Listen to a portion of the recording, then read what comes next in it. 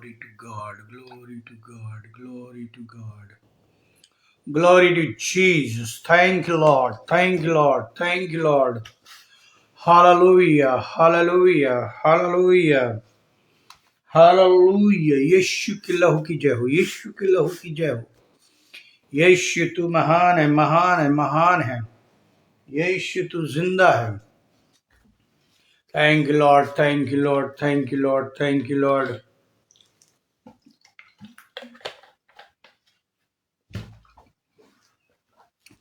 परमेश्वर की स्तुति हो, स्तुति हो, स्तुति हो, स्तुति हो।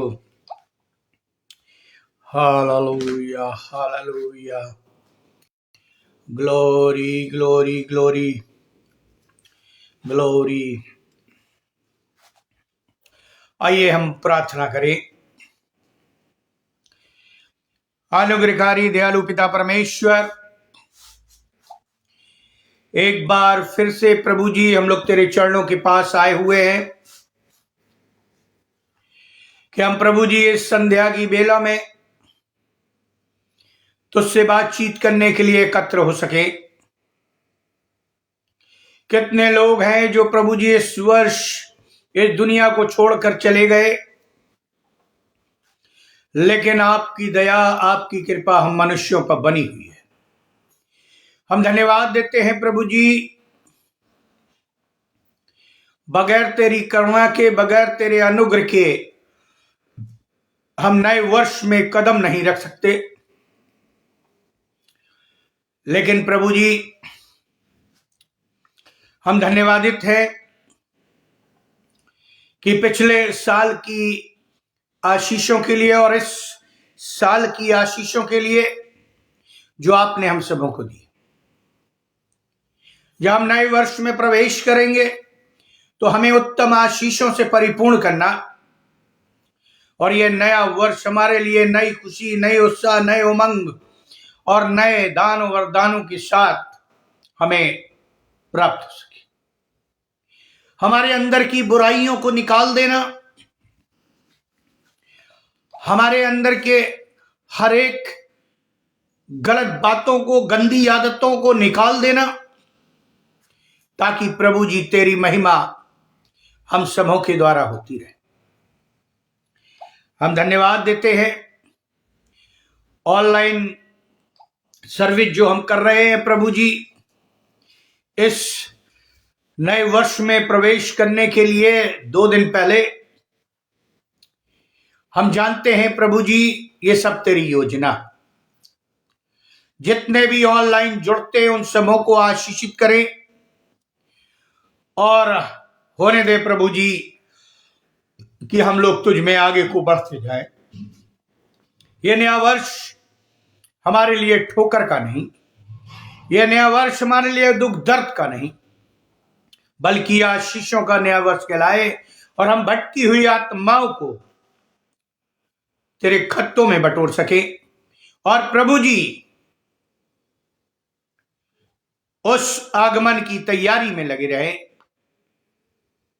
जो जिसकी प्रतिज्ञा कलीसिया करती है और हम लोग कर रहे हैं।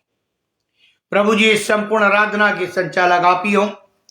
भाई अनुपम डेविड के लिए, उनके परिवार के लिए, उनकी सेवकाई के लिए, हमारे परिवार के लिए, हमारी सेवकाई के लिए, और जितने भी ऑनलाइन जुड़े हैं या बाद में जुड़ेंगे या प्रभु जी इस संदेश को सुनेंगे, उनमें नई स्फूर्ति, नया आनंद, नया उमंग भर देना, ताकि प्रभु जी इस नए वर्ष में नए संकल्प के साथ, नई बातों के साथ, नई आशीषों के साथ वो अपने जीवन में आगे को बढ़े और तुझे अपने जीवन में पहला स्थान दे।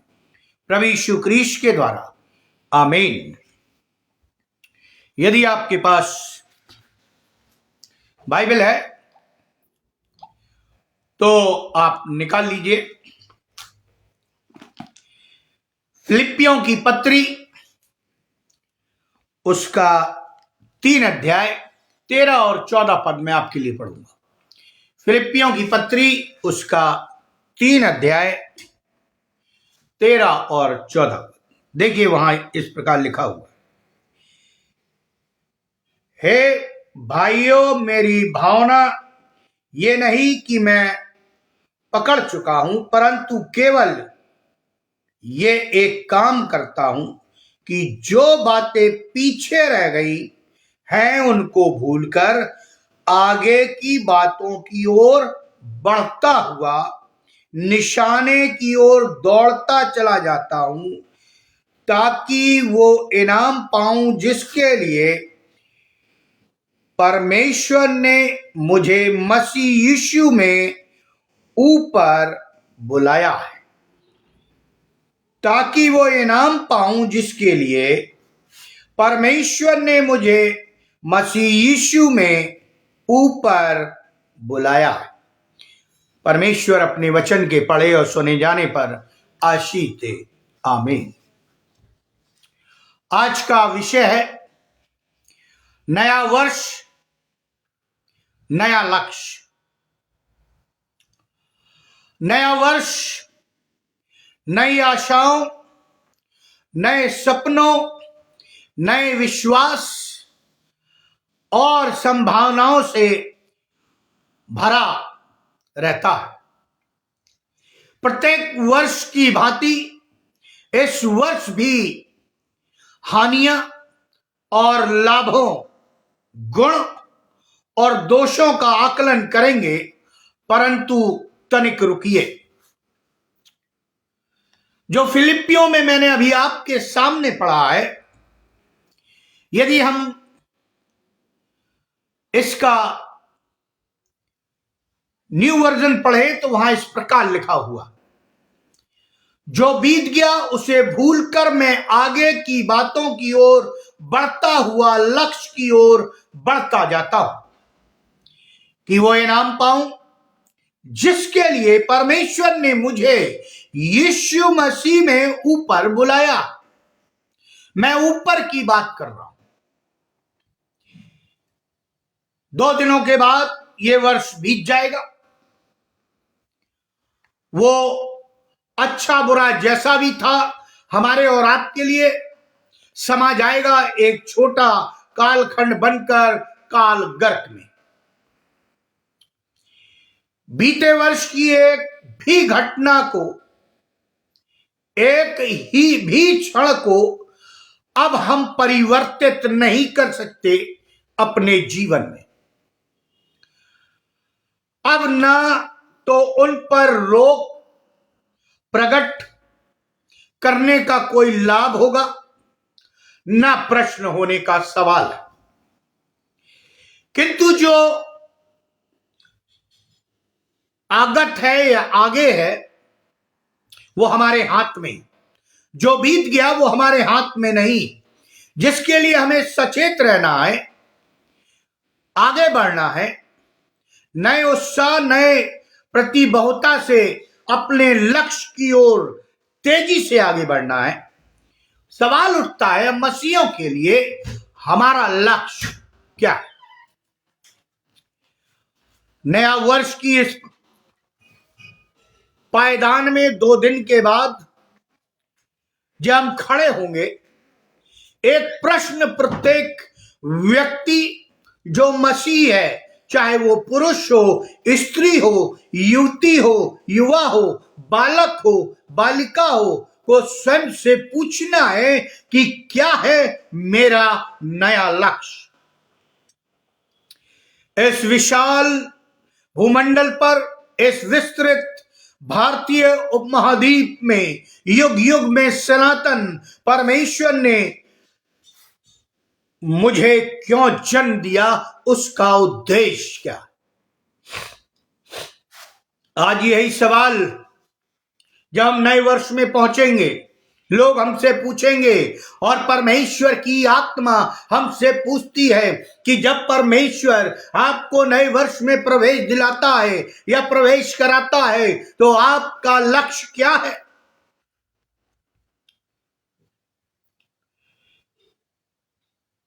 उत्तर, प्रभु यीशु मसीह के संसार में जन्म लेने के कारणों में। क्या कारण था? संपूर्ण मानवता का उद्धार मसीह के जीवन का लक्ष्य। मसीह जन्मा, जैसा हमने बड़ा दिन मनाया, ताकि संपूर्ण मानवता को उनके पापों से उद्धार दिला सके। यह प्रभु यीशु मसीह का लक्ष्य, क्योंकि परमेश्वर हम में से प्रत्येक को प्रेम करता है और इस कारण नहीं चाहता कि हम में से कोई भी उसकी आज्ञाओं की अवहेलना करे, अर्थात पाप के कारण अनंत नाश या नरकवास को भोगे। परमेश्वर के वचनानुसार हम में से प्रत्येक ने पाप किया और पापों की क्षमा केवल प्रभु यीशु मसीह के लहू द्वारा प्राप्त होती है। व्यवस्था को पूर्ण करना अर्थात परमेश्वर के समस्त नियमों को मानना, क्योंकि पापी मानवता के वश में नहीं था। पापी मानवता के वश में नहीं था और उसकी पूर्ति द्वारा वो स्वयं को धर्मी बनाने में असफल रहा। इसी कारण यीशु या परमेश्वर का पुत्र मानो यीशु शिशु के रूप में, एक बालक के रूप में चरनी में जन्म लेता है, ताकि संपूर्ण मानवता के हेतु वो बलि के मेमने के रूप में क्रूस पर चढ़ सके या चढ़ाया जाए। मसीह ने एक पवित्रतम जीवन पाया और जीवन जिया। हमने भी पवित्र जीवन पाया, लेकिन पाप में जीवन जी रहे। वो सताया गया, बाइबल कहती है, क्रूस पर चढ़ा, उसने अपना सारा रक्त या लहू मेरे और आपके पापों की क्षमा के लिए बहा दिया, मारा गया, गाड़ा गया और तीसरे दिन जी उठा, ताकि उसके लहू में प्रत्येक पापी को अपने पापों की क्षमा प्राप्त हो सके। यह लक्ष्य था प्रभु यीशु मसीह का जब वो इस दुनिया में आया और नए वर्ष में प्रवेश करता। रोमियो 5:8 क्या कहता है? परंतु परमेश्वर अपना प्रेम इस रीति से हम पर प्रदर्शित करता है कि जब हम पापी ही थे, मसीह हमारे लिए मरा। मसीह हमारे लिए मरा, कोई और नहीं, परमेश्वर का पुत्र। यूहन्ना 3:16 के प्रेम को जानते हैं आप, जिसके कारण प्रभु यीशु मसीह आया और हम उसका जन्म उत्सव मना चुके हैं। तो मैं कुछ कारण आपको जल्दी से 4-5 कारण बताना चाहूंगा। इस नए वर्ष के उपलक्ष्य में हमारा नया उद्देश्य क्या है? इस नए वर्ष को जो हम प्राप्त करने जा रहे हैं, हमारा संकल्प क्या है, हमारी प्रतिज्ञाएं क्या है? पहली बात, उद्धार प्राप्त करना प्रत्येक मसीही का लक्ष्य। उद्धार प्राप्त करना। यदि हम मसीही परिवार में जन्म लेकर भी उद्धार से वंचित हो जाते हैं या रह जाएं, तो हमसे और आपसे अभागा कोई मनुष्य इस पृथ्वी पर नहीं है। प्रभु का अनुग्रह हम पर कि हमें सुसमाचार सुनाने का बार बार अवसर देता। कितना अनुग्रहकारी, कितने धन्य हैं हम। वो धन्य थे स्वर्गदूत जिन्होंने सुसमाचार गड़रियों को सुनाया, और अब हम हैं धन्य जो हम उसके लोगों को जो संसार में हैं सुसमाचार सुनाते हैं। मसीही परिवार, मसीही सहभागिता की आशीषें मिली है हमें। लिखा है, तुमने सेत में पाया, सेत में दो। हमने क्या सेहत में पाया? हमने उद्धार पाया, हमने अनंत जीवन पाया।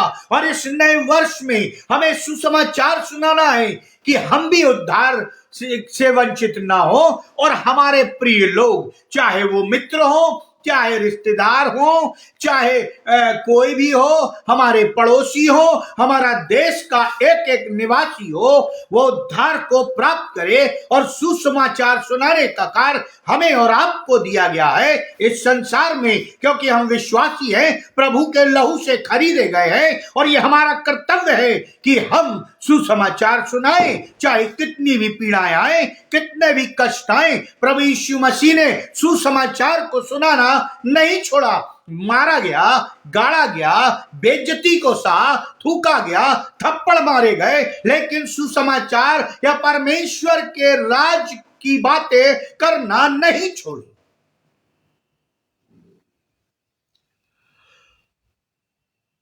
और जब ये हमें विरासत में मिला है कि हम और आप सुसमाचार सुनाएं, जो हम मसीही हैं, विश्वासी हैं, जिन्होंने उद्धार के स्वाद को चखा है, इस कारण प्रत्येक मसीही पुरुष और स्त्री, युवक और युवती, वृद्ध और वृद्धा, बालक और बालिका को ये शुभ कार्य करना है। ये शुभ कर्तव्य है कि अपने पापों को स्वीकार करें।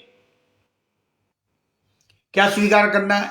मैं पापी हूं। मैं नए वर्ष की बात बता रहा हूं। जब पुराना वर्ष जाएगा, टक टक टक टक घड़ी करेगी। नए वर्ष में हमें स्वीकार करना है, हे प्रभु, हम पापी हैं। उसके लिए हमें पश्चाताप करना है, यानी मैं इन पापों से मुंह मोड़ता हूं, ये दोबारा पाप ना करूंगा जो मैंने ये पिछले साल कर रहा हूं, या करता रहा हूं, या कर चुका हूं, वो छोड़ना होगा। और प्रभु यीशु से पापों की क्षमा मांगते हुए अपने हृदय में आने का उसे निमंत्रण देना पड़ेगा। जैसे प्रभु यीशु मसीह हमें और आपको नए वर्ष में प्रवेश दिलाने की प्रतिज्ञा करता है, हमें भी प्रतिज्ञा लेना है, संकल्प लेना है कि हम अपने पापों को छोड़कर प्रभु को अपने हृदय में जगह देंगे। तब हमारे लिए नया साल नया होगा, नई उमंग होगी, स्फूर्ति होगी। इतना ही नहीं, प्रभु यीशु मसीह उद्धार करता, मेरे पापों को क्षमा कर, मेरे हृदय में आ, ऐसी प्रार्थना करनी होगी प्रतिदिन। आप जानते हैं मसीह लोग बैकस्लाइड होते हैं, आज हैं कल नहीं है। कितने बड़े बड़े प्रचारक को, कितने बड़े बड़े इवेंजलिस्टों के आप जीवनी को पढ़ें, बैकस्लाइड हो गए। हजारों करोड़ों आत्माएं बचाई उन्होंने, लोगों के लिए चमत्कार किए उन्होंने, लेकिन बैकस्लाइड हो गए। इसलिए प्रतिदिन अपने पापों की क्षमा हमें और आपको नए वर्ष में मांगनी। यदि हम अपने पापों को मान लें तो वो हमारे सारे अधर्मों से हमें शुद्ध करने में योग्य और धर्मी है। उसका लहू में सामर्थ्य है जो हमारे पापों को धो देता है। यशायाह लिखता है, तुम्हारे पाप चाहे लाल रंग के हो, चाहे अर्गवानी रंग के, हिम की नाई श्वेत किए जाएंगे। तभी तो नया साल नया होगा। हम पापी जीवन लेकर उस पाप के दलदल में फंसे हुए होकर नए साल में नए उत्साह नहीं मना सकते। यदि आदमी दुखी है तो वो उत्साह मनाने को मना कर देता है, उसे हंसी नहीं आएगी, वो आनंद को प्राप्त नहीं करेगा, वो आनंदित नहीं होगा, हर्षित नहीं होगा। इसलिए हमें पुराने मनुष्यत्व को छोड़ देना है। वो आपको वचन देता है कि एक बार प्रभु यीशु को अपने हृदय में आने दीजिए, पश्चाताप कीजिए। बाइबल कहती है जगत के अंत तक वो तुम्हारे साथ रहेगा। लिखा है, मैं तुम्हें कभी ना त्यागूंगा। विश्वास करिए, हम वचन पर, क्योंकि अब आप उसकी संतान हो चुके हैं, क्योंकि उसने आपका उद्धार किया है, आपके पापों को माफ किया है, आपको शुद्ध और पवित्र किया है और आपको लहू से खरीद लिया है, अपना पुत्र और पुत्रिया बना लिया है। हमें नए साल में आत्मिकता में आनंद मनाना है, शारीरिकता को छोड़कर, भौतिकता को छोड़कर। अब समय नहीं रहा कि हम समय बर्बाद करें, क्योंकि लड़ाइयां छिड़ी हुई हैं। आप जानते हैं कैसे गाजा और अन्य जगहों पर लड़ाइयां चल रही हैं, कैसे रशिया वो बर्बाद यूक्रेन को कर रहा है, कैसे परमेश्वर इस्राएलियों के लिए वो मार्ग तैयार कर रहा है, कैसे जैतून के पहाड़ की तरफ यरूशलेम की ओर लोग आगे को बढ़ रहे हैं, जहां पर परमेश्वर का पुत्र उतरेगा। और ये बात हमें समझनी होगी। दूसरी बात,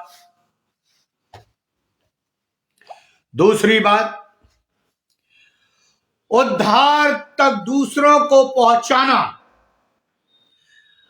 हर एक मसीहों का कर्तव्य है। प्रत्येक मसीहों का कर्तव्य है कि जो उद्धार हमने पाया वो दूसरों तक पहुंचाए। पहले तो उद्धार प्राप्त कर ले, उसके बाद दूसरों तक पहुंचाए। इस नए वर्ष में संकल्प लीजिए, प्रतिज्ञा कीजिए। पापों से मुक्ति ही उद्धार है, और उद्धार का पुरस्कार या इनाम अनंत जीवन है, यह आप जानते हैं। मसीह ने मृत्यु के बंधन तोड़कर हमें जीवित गवाही और साक्षी दी है कि उस पर विश्वास करने वाला न केवल पापों से उद्धार प्राप्त करेगा, वरन इस शारीरिक मृत्यु के पश्चात अनंत स्वर्गीय जीवन की आशीषें भी सेतमेत में प्राप्त करेगा। सेतमेत में प्राप्त करेगा। यदि हम प्रभु यीशु मसीह पर विश्वास करते हैं और उद्धार को प्राप्त किए हैं, तो हमें यह उद्धार का स्वाद दूसरों को भी चखाना। उद्धार केवल मसीह पर विश्वास करने से, उसके नाम में पापों में से क्षमा मांगने से प्राप्त होता। यह रहस्य परमेश्वर ने हम मसीहों पर ही स्पष्ट किया। हम इस अद्भुत आत्मिक रहस्य के भंडारी, ज्ञानी, तो हमारा कर्तव्य बनता है कि हम अपने उद्धार में ही मगन मुग्ध न हो बैठे रहे, वरन पाप के कारण पल पल नरक में समाते असंख्य मनुष्यों पर जो हमारे देश और कहीं भी रहते हों, उनके लिए दया की जाए, ऐसी प्रार्थना करें। उन्हें मसीह की उद्धार की योजना से परिचित कराएं, यानी उन्हें अपने जीवन की जीवित गवाही दें और सुसमाचार सुनाएं। तभी तो वो उद्धार की योजना से परिचित होंगे। प्रत्येक मसीही को यह जान लेना है कि पापों से क्षमा या उद्धार केवल प्रभु यीशु मसीह पर विश्वास करने से मिलता। हम उस थ्योरी पर विश्वास नहीं करते कि नदियां कहीं सब एक जगह मिलती है, नाम अलग अलग है, ईश्वर एक है। यह बाइबल इस थ्योरी पर नहीं चलती। बाइबल स्पष्ट कहती है, तू मुझे छोड़ और किसी को ईश्वर करके न मानना और न गढ़ना। आकाश के नीचे और पृथ्वी के ऊपर और कोई उद्धार के लिए नाम नहीं दिया गया। आप जानते हैं हमारे देश में और पूरे वर्ल्ड में कोरोना फैला। मेरे एक डॉक्टर मित्र हैं जिनसे मैं मिला, उन्होंने कुछ औषधियां बताई कि इसे पीने से कोरोना नहीं होगा और न फैलेगा। उन्होंने कहा ये मैं पी चुका हूं और देखिए आपके बीच में हूं, इलाज कर रहा हूं, मुझे कुछ नहीं हुआ। और तब उन्होंने दूसरों को दिया और दूसरों ने भी पिया और कुछ नहीं हुआ। गवर्नमेंट के द्वारा वैक्सीनें लगाई गई ताकि मानवता को बचाया जाए और ये सारी फ्री थी। हम अपने भारत सरकार का धन्यवाद देते हैं जिन्होंने वैक्सीन को बनाया और आसपास के पड़ोसियों को और सबने लगाया। लेकिन कई ऐसे भी थे जिन्होंने नहीं लगवाया, जिन्होंने नहीं पिया। लेकिन मैं जो बताना चाहता हूं वो यह है कि बीमारियां जो है, चाहे वो प्लेग हो, चाहे कोरोना हो, चाहे कोई भी भयंकर बीमारी हो, वो हमारे शरीर को ही मारता है, परंतु पाप हमारे शरीर और आत्मा दोनों को नष्ट करता है। अनंत काल तक सर्वनाश में अकल्पनीय नष्टता दिखाई देती यदि हम पाप करेंगे, वो भी परमेश्वर के विरोध में, या उसकी आज्ञाओं का पालन नहीं करेंगे। तो फिर नया वर्ष किस बात का?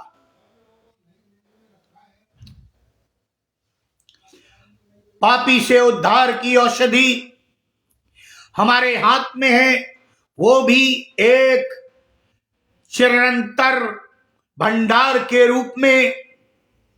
फिर भी यदि हमें उन्हें लोगों को नहीं देते या सुसमाचार जो हमारे हाथों में है नहीं सुनाते, तो क्या हम परमेश्वर के न्याय के सिंहासन के सन्मुख अपराधी ना ठहरेंगे? मत्ती 18:18 तो कहता है, जाओ और सब जातियों के लोगों को चेला बनाओ। सब जाति के लोगों को चेला बनाओ। प्रियो, आज हम नए वर्ष में प्रवेश करने जा रहे हैं। क्या उमंग है, क्या उत्साह! कई सेलिब्रेट करते हैं, 31st नाइट को सेलिब्रेट करते हैं जब तक घड़ी में 12:01 ना हो जाए। गाने बजाने खाना पीना चलता है। लेकिन मैं सवाल पूछता हूं हर एक विश्वासी से जिनका उद्धार हुआ है, उन कलीसिया के मेंबरानों से जो प्रभु यीशु मसीह पर विश्वास करते हैं, आप कैसे नया साल मना रहे हैं कि प्रभु हमारा खुश हो जाए, हमारे परिवार में आशीषें आए, हमारे आस पड़ोस के लोग, हमारे शहर के लोग, हमारे डिस्ट्रिक्ट के लोग, हमारे प्रदेश के लोग, हमारे देश के लोग बचा लिए जाए। हम कैसे उत्साह मना रहे? हजारों आत्माएं पाप में मर रही हैं, क्या इसका लेखा हमें नहीं देना? परमेश्वर ने आपको जिस जगह रखा है वो जगह का लेखा आपको और देना है। मुझे जगह रखा है, मुझे देना है।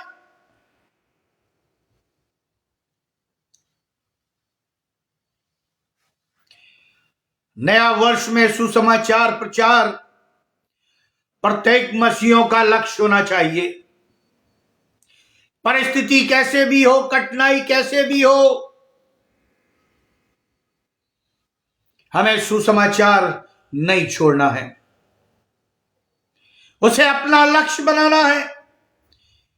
क्योंकि मसीह के द्वितीय आगमन की एक महत्वपूर्ण शर्त यही है। आज कलीसिया प्रभु यीशु मसीह के द्वितीय आगमन का इंतजार कर रही है। यदि हम कहते हैं और कहते रहे मसीह नहीं आ रहा और उसके निमित्त कुछ प्रयत्न न करे, तो हमसे बड़ा मूर्ख सेवक कोई भी नहीं ठहरेगा। जो स्वामी के आने का रास रंग में डूबा मिले और नरक के दंड का भागीदार हो जाए। प्रियो, हम तो मसीही हैं।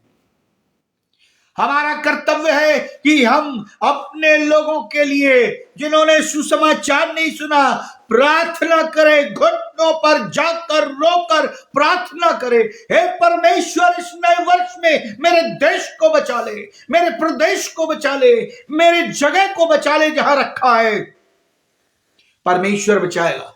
प्रार्थना तो करें। प्रार्थना से परमेश्वर ने उस उपवास और प्रार्थना से निन्वे का डिसीजन बदल दिया। वो हमारे और आपके यहां का भी डिसीजन बदल सकता है। हम एक मन एक चित्त होकर प्रार्थना तो करें। इस नए वर्ष में एक संकल्प लें कि हम एक चित्त होकर, एक मन होकर, संगति में रहकर प्रार्थना करेंगे, तब वो उद्धार हमारे द्वारा दूसरों तक पहुंचेगा। तीसरी बात वो क्या है? अपने जीवन को मसीह की जीवित गवाही बनाना प्रत्येक मसीही का लक्ष्य या उद्देश्य होना है। इस नए वर्ष हमारा जीवन जो है वो मसीह के लिए गवाही ठहरे। तमिलनाडु के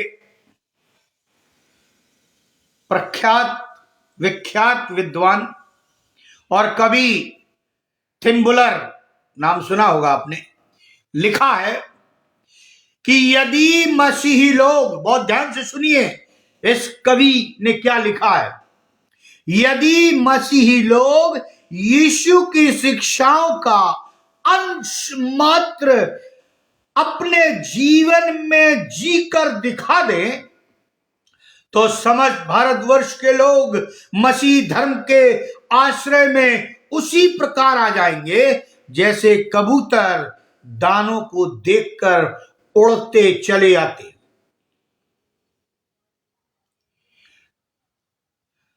हमारा भाषण, हमारा प्रचार, हमारा प्रवचन पर, सभाओं पर बहुत जोर है।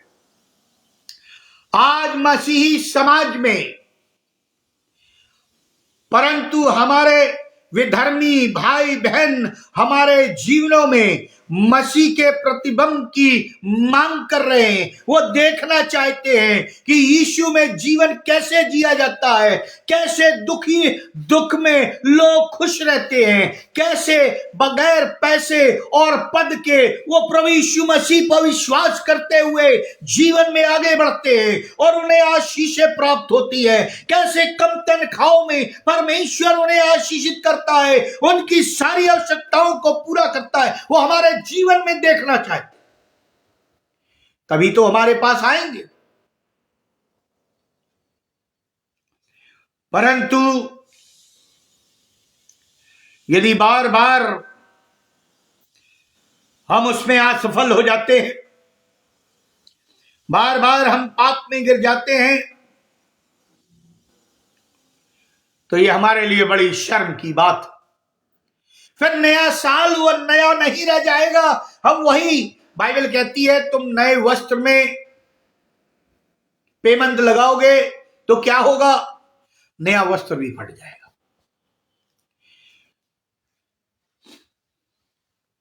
प्रियो, आज हमारा जीवन खुली किताब होना चाहिए ताकि हमारे जीवन से गवाही हो। लेकिन आज तो पिता का ढंग अलग है जीने का, माता का अलग है, बेटी का अलग है जीवन जीने का ढंग, तो पुत्र का अलग है। क्यों? एक परिवार में रहते हुए चार कोनों में बैठे हुए हैं। प्रियो, प्रार्थना हम सबों को जोड़ती है और शैतान ने हमारे हाथों में ये मोबाइल दे दिया है कि हम एक आपस में जुड़ ना सकें, हम प्रार्थना ना कर सकें, हम बाइबल को अपने हाथ में ना रख सकें और पढ़ सकें। उसने इसी मोबाइल में कर दिया है, इसी छोटे से सेटअप में कर दिया है। जिसमें कई फिल्ती चीजें भी पाई जाती हैं और वो हमें अट्रैक्ट करती है, तो फिर हम नए जीवन में और नए वर्ष में कैसे प्रवेश करेंगे जब तक प्रभु यीशु मसीह हमारे जीवन में नहीं आएगा या हम उसकी गवाही नहीं बनेंगे।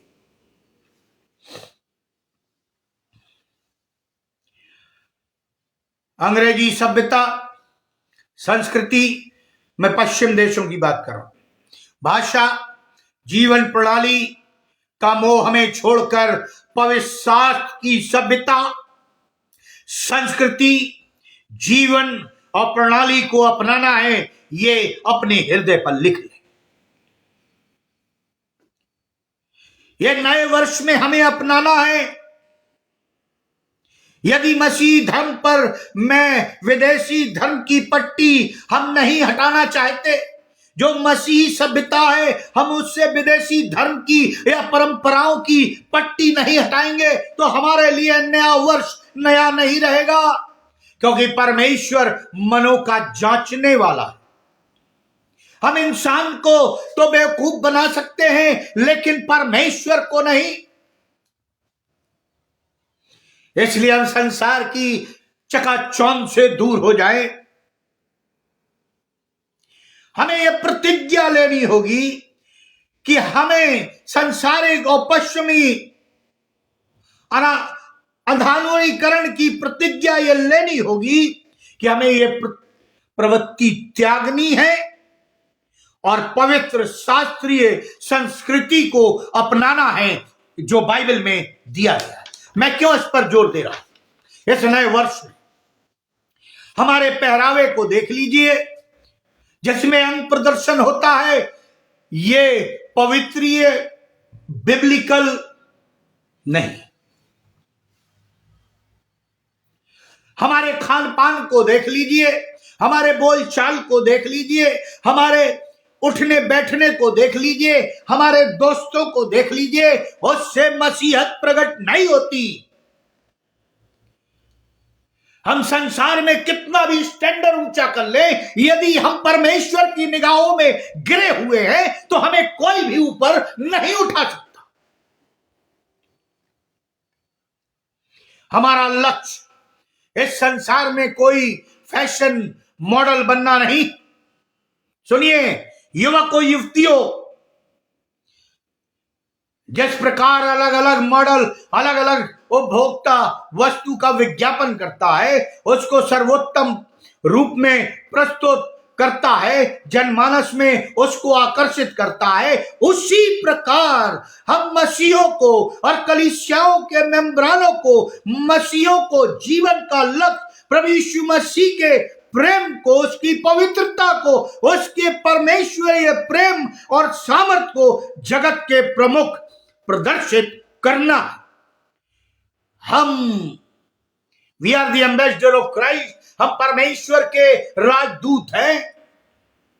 हमारा कर्तव्य है कि उसकी सभ्यता को, उसके राज्य को फैलाएं। जब प्रभु यीशु मसीह इस दुनिया में था, उसने परमेश्वर के राज्य को बढ़ाया, ना कि अपने राज्य को। फिर हम कैसे मसीह हैं कि हम अपना साम्राज्य बढ़ा रहे हैं, संसारिकता का साम्राज्य बढ़ा रहे, हमारे आत्मिकता का साम्राज्य कहां गया? इस नए वर्ष में संकल्प लेना है कि हमें पवित्र शास्त्र की पवित्रता की जीवन शैली हमें जीना। तो जो नया वर्ष आ रहा है, इस नए वर्ष में हमें बढ़ना है, प्रत्येक मसीहों को उसके प्रेम में बढ़ना है। पहला पत्र उसका 4 अध्याय 8 पद कहता है, मैं पढ़ूंगा, लिखा है, सबसे बढ़कर एक दूसरे के प्रति प्रेम में सरगर्म रहो, उसकी दीनता में, क्योंकि गर्व अहंकार अभिमान से हम आज भरे हुए हैं और केवल शैतान की संतानों के चिन्ह हमारे जीवनों में पाए जाते हैं। यदि हमें इससे छुटकारा पाना है तो प्रभु यीशु मसीह को हृदय में लाना होगा, तब हमारे लिए नया वर्ष सार्थक होगा। याकूब की पत्री उसका 3 अध्याय 13 पद में पढ़ूंगा आपके लिए। तुमने ज्ञानवान और समझदार कौन है जो ऐसा है वो अपने कार्यों अच्छे चाल चलन से उस नम्रता सहित प्रकट करे जो ज्ञान से उन्नत होती। परमेश्वर का ज्ञान, पवित्र शास्त्र का ज्ञान सर्वोपरि है। इसमें सारे नियम लिख दिए हैं। मैं ज्ञान की बात क्यों कर रहा हूं? क्योंकि लिखा है अंत के समय में ज्ञान बढ़ जाएगा, सब ज्ञानी हो जाएंगे। लेकिन जो इस ज्ञान से मेल खाता है वही परमेश्वर का जन कहलाएगा।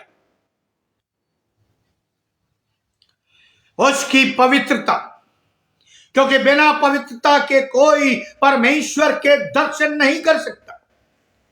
फिर आज के छल प्रचंड अशुद्ध कामी संसार में हमारी पवित्रता ही न केवल हमें दूसरों से भिन्न दिखाएगी, वरन हमें उसके उपयोग के योग भी बनाए रखेगी। पवित्रता, मसीह जीवन पवित्र होना चाहिए। बाइबल कहती है जैसा मैं पवित्र हूं तुम भी पवित्र बनो, तभी तो नया वर्ष हमारे लिए सार्थक हुआ। नहीं तो नए वर्ष में और पुराने वर्ष में अंतर क्या हुआ? वो बीत गया, ये बीत जाएगा।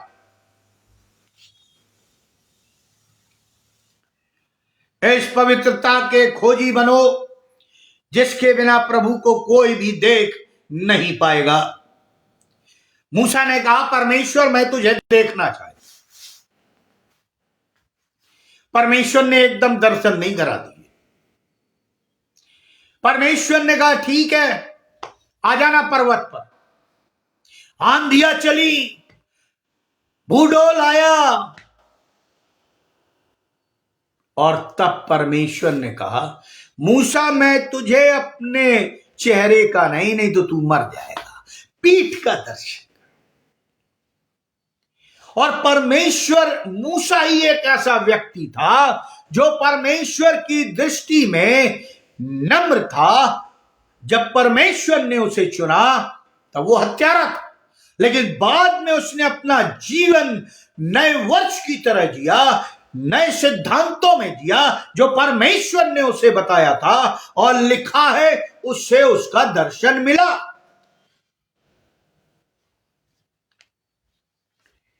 प्रियो,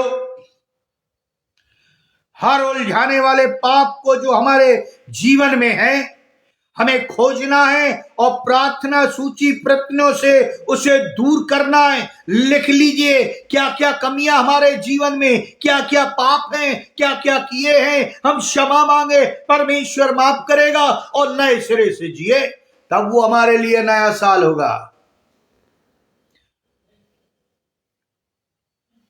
इस नए साल में मेल मिलाप में बढ़ना,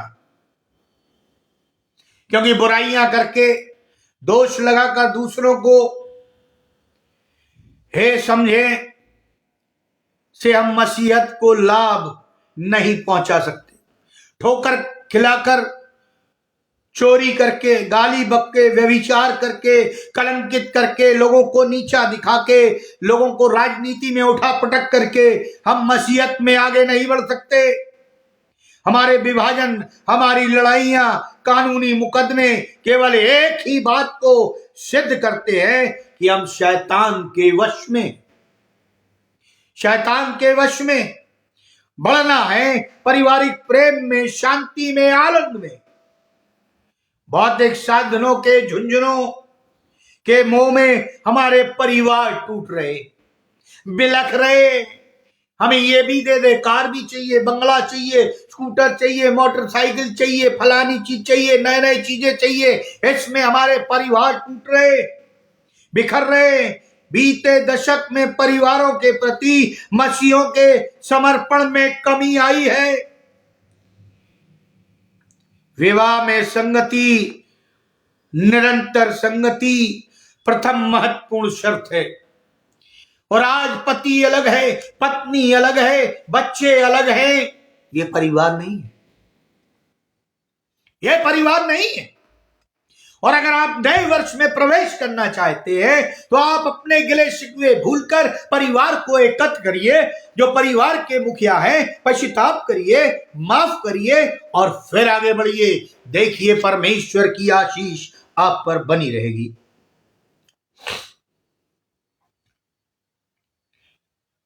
इस एक मुख्य कारण की अनुपस्थिति हमारे परिवार के ढांचे को हिला देती है, यानी जब हम पारिवारिक संगति नहीं करते। हमें अपने परिवारों की ही अपनी शांति, आनंद और ऊर्जा का स्रोत बनना होगा। इस नए वर्ष में जो परिवार के ठेकेदार हैं या पहल लौटे हैं, या मैं कहूं परिवार का अधिकार रखते हस्बैंड, क्योंकि एकाकी साक्षी परमेश्वर को नहीं चाहिए। यानी एक अकेला व्यक्ति परमेश्वर नहीं चाहता, वरन पूरे परिवार की परमेश्वर के प्रेम भय में बढ़ते परिवार की साक्षी परमेश्वर चाहता है। तभी तो यहोशू कहता है, यहोशू 24:15 का बी में, परंतु मैं अपने घराने समेत यहोवा ही की सेवा करूं। क्या संकल्प है हमारा इस नए वर्ष में? क्या लक्ष्य हमारा इस नए वर्ष में? कभी आपने अभी बैठकर चुना?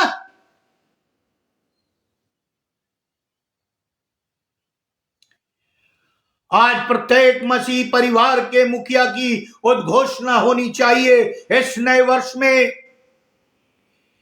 परिवर्तित जीवन ही दूसरों को परिवर्तित कर सकता है। यदि हम नहीं बदलेंगे तो परिवार नहीं बदलेगा, और परिवार नहीं बदलेगा तो कलीसिया नहीं बदलेगी, और कलीसिया नहीं बदलेगी तो संसार नहीं बदलेगा।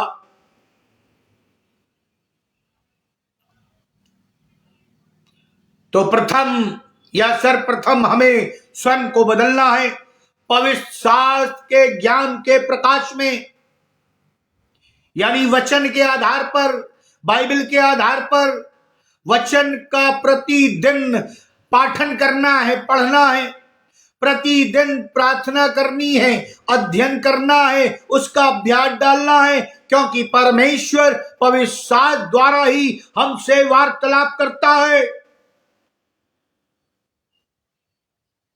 प्रियो,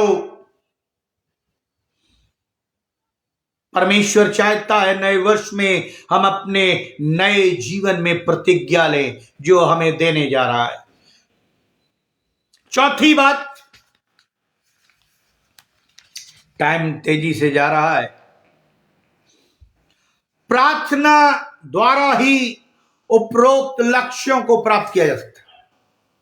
प्रार्थना के द्वारा उद्धार प्राप्त हो सकता है, उद्धार सुसमाचार दूसरों तक पहुंचाया जा सकता है,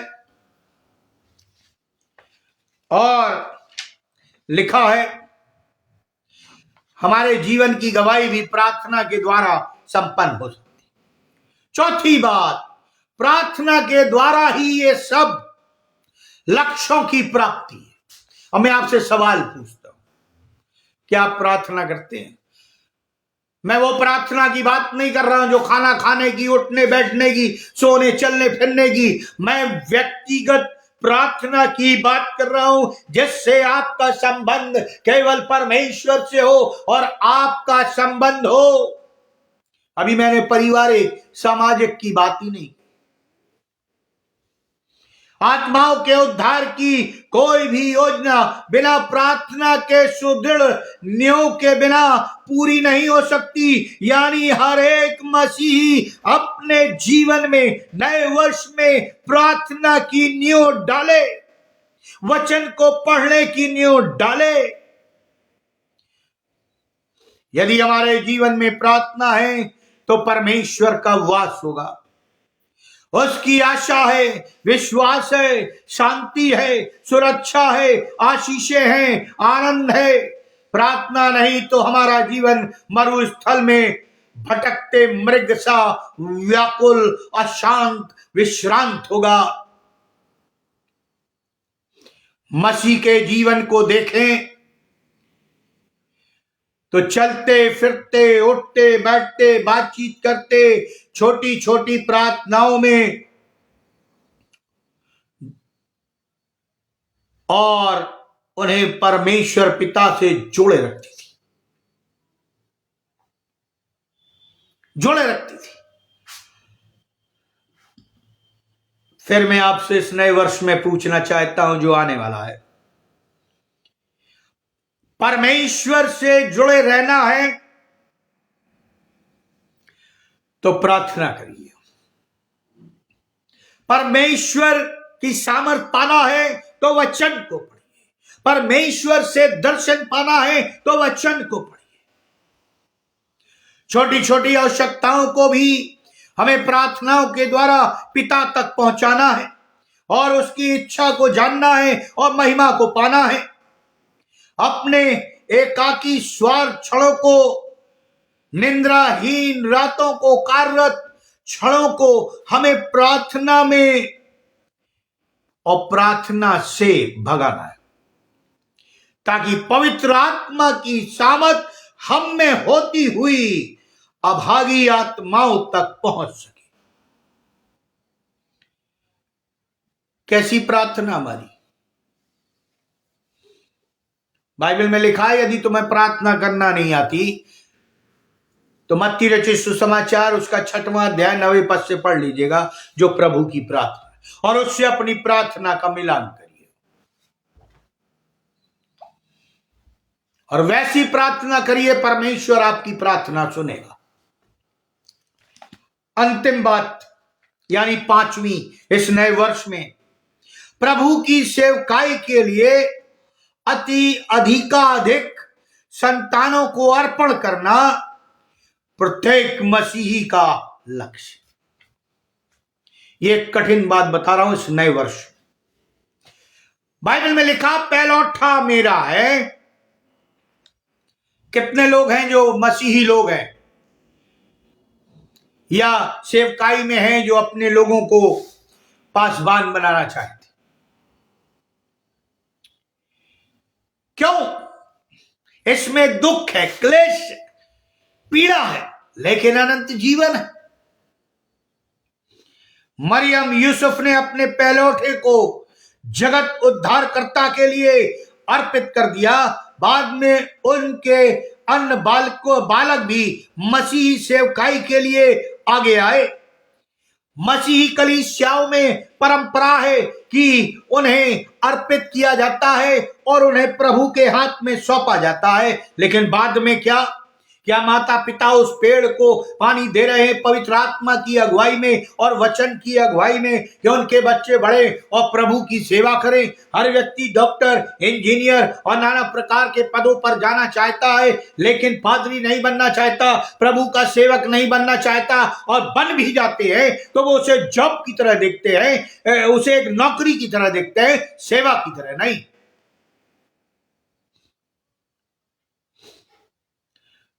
भारतवर्ष में मसीहत 2.013 है, जिसमें जवान 10% है। अगर यही जवान तैयार हो जाएं तो दुनिया को उलट पुलट कर सकते। यीशु मसीह के कितने चेले थे? केवल 12। पूरे संसार को उलट पुलट कर दिया। अगर ऐसा ही विश्वास हमारे अंदर पैदा हो जाए या हमारा जीवन गवाही बन जाए तो परमेश्वर हमें जो नया वर्ष दे रहा है उसमें नई आशीषों से और दान और वरदानों से विभूषित करेगा। हमारे पिता परमेश्वर ने हमारे मूल पिता इब्राहिम को यह आशीष दी थी जो हमें और आपको नए वर्ष में मिली हुई है, प्रत्येक नए वर्ष में मिलती है। हमारी आशीषें इब्राहिम पिता से जुड़ी हुई है। क्या दी थी? उत्पत्ति 13:17 में लिखा कि मैं तेरे वंशजों को आकाश के तारागणों और समुद्र के रेत कणों के समान असंख्य कर दूंगा और तेरे वंशज शत्रुओं के नगरों पर अधिकार कर लेंगे। दानियल की कथा स्पष्टता से परमेश्वर के नियमों को सरकारी नियमों के ऊपर रखकर आज्ञा पालन करने की शिक्षा देती है। बात कड़वी। ले व्यवस्था 14:18-4 में लिखा हुआ है, परमेश्वर ने स्पष्ट कहा है, तुमको मेरे ही नियमों को मानकर और मेरी ही विधियों का पालन करके उनके अनुसार चलना होगा। चलना होगा यानी ना बाएं मुड़ सकते हो ना दाएं मुड़ सकते हो।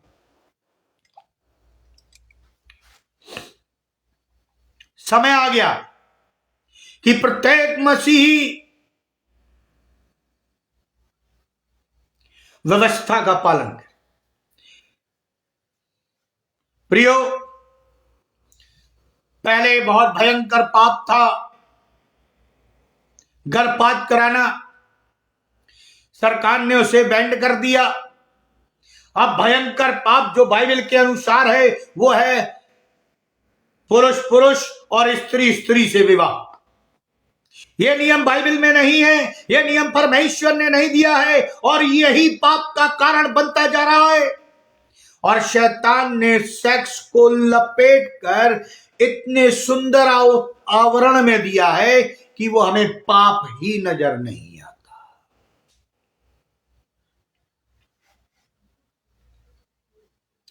प्रियो, नशा भी हमारे लोगों में बढ़ रहा है। मैं तो मसीहों की बात कर रहा हूं। फैशन हमारे लोगों में बढ़ रहा है, व्यभिचार हमारे लोगों में बढ़ रहा है। हम कैसे इनकी रक्षा करें? भौतिक साधनों के संग्रह का लालच छोड़कर गर्भ के फलों से स्वयं को धन्य करें। दान और दानों से जो गलतियों की पत्री 5 अध्याय 22 और 23 पद में, उससे परमेश्वर हमें आशीषित करे, उसकी लगन में लग जाएं, तब नया वर्ष हमारे लिए नया होगा। आज ये भी आवश्यकता है कि हम अपनी अधिकाधिक संतानों को प्रभु की सेवकाई के लिए अर्पित करें। सुन लीजिए आप, यदि आपका पहलौठा प्रभु की सेवा नहीं कर रहा तो आगामी वर्ष में परमेश्वर आपको दंड देने जा रहा। चाहे वो मैं हूं, चाहे वो आप हो, ये परमेश्वर के नियम के विरुद्ध है। प्रियो, मैं अपने कंक्लूजन में कहना चाहूंगा, नया वर्ष तो हम खाने पीने से, पहनने से, घूमने से, पिकनिक मनाने से, नाना प्रकार के पटाखों को छोड़ने से, पफों में, क्लबों में जाने से मनाते हैं। अरे कभी आपने नया वर्ष घुटनों पर जाकर और उपवास के साथ मनाया है कि परमेश्वर अपनी आत्मा की सामर्थ से हमें और आपको भर दे और वो प्रभु के लिए और हमारे लिए कार्यरत हो। हम प्रभु के लिए कार्यरत हो और प्रभु हमारे जीवन से कार्य करे। कभी मनाया? नए वर्ष में तो खाना चाहिए। अरे हम उपवास कैसे रखें? हम साल भर भूखे रहेंगे तो फिर आत्मिकता का भोजन का क्या? यानी हम सांसारिक भोजन को त्यागना नहीं चाहते, हम आत्मिक भोजन को छोड़ देना चाहते। हम सांसारिक वस्तुओं का त्याग नहीं करना चाहते तो हमें आत्मिक वस्तुएं कैसे मिलेंगी? किसी एक को चुनना होगा, तब नया वर्ष हमारे लिए नया होगा। कलीसियाओं में, प्रत्येक स्तर पर, सेवा संस्थाओं में जो समर्पित युवा युवतियों में कमी आ रही है, गैदरिंग में कमी आ रही है, और कहीं भविष्य में किसी पश्चात यानी पश्चिम देश के एक विद्वान ने कहा, मैं भूल गया, ऐसा समय आने वाला है कि चर्चों में ताले लग जाएंगे। तो हमारी आपकी स्थिति क्या होगी? यानी हमने अपने जीवन से सच्ची गवाही नहीं दी, इसलिए गवाह पैदा नहीं हुआ। परमेश्वर क्या धर्मियों की संतानों को कोई भी घटी होने देगा? नहीं। लिखा है, शेर के बच्चे भूखे रह जाए तो रह जाए, लेकिन मेरे लोग भूखे नहीं रहेंगे। फिर भी हमें विश्वास नहीं है और हम कहते हैं हम नया साल मनाएंगे। अरे आत्मिकता में नया साल मनाइए, शारीरिकता में तो ये चल ही रहा है। तुम इस संसार में हो, लेकिन इस संसार के नहीं हो। तो हमें किसके लिए जीना है? हमें अनंत जीवन के लिए जीना है। इस नए वर्ष में कुछ नई रीति से सोचें, नए विचार लाएं, नव चिंतन करें, जो संसार की रीतियों से प्रभावित नहीं हो, वरन परमेश्वरीय आत्माओं इच्छाओं के से प्रेरित हो, पवित्र आत्मा की अगुवाई में हो। वो चिंतन करके मूल में मात्र निज स्वार्थ, निज लालसाएं, निज लाभ की शुद्ध भावनाएं न हो, वरन उसमें संपूर्ण मसीही समुदाय प्रकाश में इस विशाल देश भारतवर्ष में एक एक जन को आत्मिक उद्धार का आनंद प्राप्त हो सके। क्या यही हमारे दयावान परमेश्वर की इच्छा नहीं है? अरे यही इच्छा है तो हम नए साल को उसकी इच्छा के अनुसार मनाएं। अंत में कहना चाहूंगा, अद्भुत उपहार परमेश्वर ने हमें दिया है सुसमाचार का, इस वचन का और उद्धार प्राप्त किए हुए जीवन का, गवाही का। क्यों ना हम उसे दूसरे तक पहुंचाएं, ताकि दूसरे लोग भी इसका लाभ उठा सके। नया वर्ष सबको नहीं मिला, जिनको मिलेगा वो धन्य है, धन्य है वे। प्रियो, मैं कहना चाहता हूं, हम इस नए वर्ष में प्रभु के लिए नया काम करें। संकल्प तो लेते हैं लेकिन टूट जाते हैं, प्रतिज्ञाएं तो करते हैं लेकिन वो टूट जाती है। नाना प्रकार के हम लिस्ट तो बना लेते हैं लेकिन उसे पूरा नहीं कर पाते। अरे कम से कम सुसमाचार तो सुना सकते हैं। अगर सुसमाचार भी नहीं सुना सकते तो हम प्रार्थना तो कर सकते हैं और बाइबल तो पढ़ सकते हैं। यही प्रारंभ कर दीजिए तो आत्म जागृति आ जाएगी और हमारा देश उद्धार को प्राप्त करे, प्रभु यीशु मसीह को पहचानेगा। अरे वो जब हमें नहीं पहचानता, जिसमें प्रभु यीशु मसीह है, तो वो प्रभु यीशु मसीह को कैसे पहचानेगा? पहले हमें बदलना है और हमारे जीवन में प्रभु को आना है, तभी तो वो देखेगा। प्रियो, आप सबों को नए वर्ष की शुभकामनाएं मेरे और मेरे परिवार की तरफ से, आत्मिक शुभकामनाएं। लिखा है, पहले मेरे राज और धर्म की खोज करो तो ये सारी वस्तुएं तुम्हें मिल जाएंगी।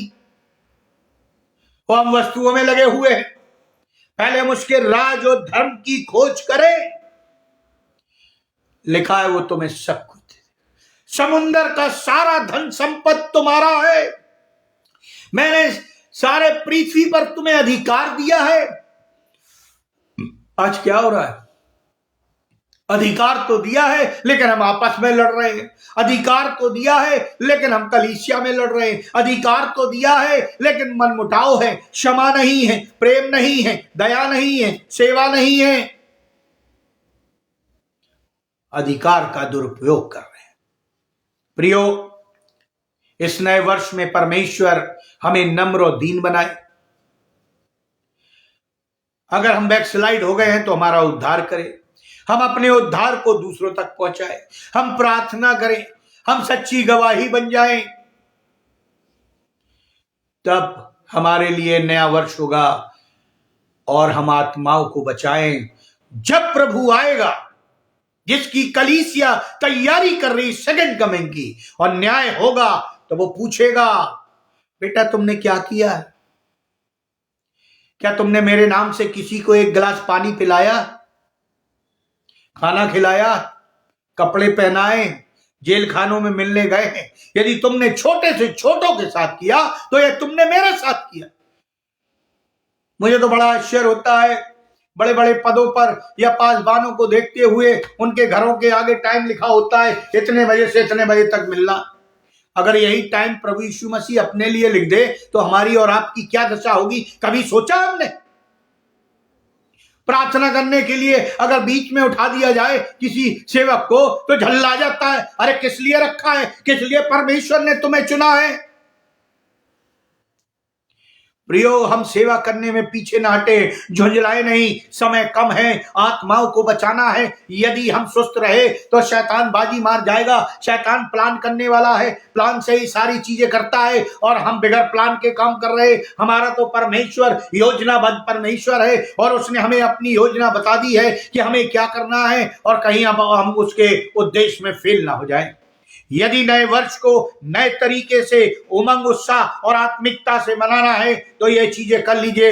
परमेश्वर आपकी प्रार्थना को, आपके मांगे हुए प्रार्थना में वस्तुओं को और आपके लोगों को आशीष देगा, निश्चित जानिए, क्योंकि लिखा है जब तुम एक मन एक चित्त होगे तो मैं तुम्हारे लिए करूंगा। आइए हम प्रार्थना। अनुग्रहकारी दयालु पिता परमेश्वर, हम आपको धन्यवाद देते हैं इस नए वर्ष के लिए प्रभु जी, जो आप हम सबों को देने जा रहे हैं। होने दे प्रभु जी, हमारा नया वर्ष केवल इस संसारिक आनंद मनाने का नहीं, बल्कि भटकी हुई आत्माओं को जीतने का और सुसमाचार सुनाने का हो और अपने आप को पवित्र करने का हो, ताकि प्रभु जी जब तू आए तो हम तेरे साथ हवाओं में उठाए जाए। जो भी गलतियां हुई हैं पिछले ये बीते हुए साल जो जा रहा है, हमें क्षमा करना। ओ प्रभु जी, हमें नया जीवन देना, ताकि हम उन पापों को ना दोहराएं, उन गलतियों को ना दोहराएं और प्रभु जी तेरे उन अनंत जीवन को प्राप्त करें जिसकी प्रतिज्ञा तूने की है। हम सबों को आशीषित कर, ऑनलाइन जितने जुड़े उन्हें आशीषित कर, और प्रभु जी अनुपम डेविड, उनके परिवार को, हमारे परिवार को और जितनों को आवश्यकता है प्रभु जी आप उन्हें आशीषित कर, ताकि नए वर्ष में वो नए तरीके से तेरी सेवा करें। और प्रभु जी, जैसा साधु सुंदर सिंह ने कहा, मुझे जीवन का जल मिट्टी के बर्तन में दो। प्रभु जी, हमें ऐसा वेसल बना कि हम नए वर्ष में तेरी महिमा कर सकें, प्रभु यीशु ख्रीस्त के द्वारा, आमीन। परमेश्वर आप सबों को आशीष दे। अब परमेश्वर पिता का प्रेम, प्रभु यीशु मसीह का अनुग्रह और पवित्र आत्मा की सहभागिता हम सब विश्वासियों के साथ विशेष तौर से प्रभु जी जितने ऑनलाइन जुड़े हैं और जो सुसमाचार सुनते हैं या बाद में सुनेंगे, उन सबों के साथ जब तक तू दोबारा आने से ठहरता है, जीवन के अंत तक बनी रहे, आमीन। आप सबों को मेरे और मेरे परिवार की तरफ से नए वर्ष की प्रभु यीशु मसीह में शुभकामनाएं, आमीन।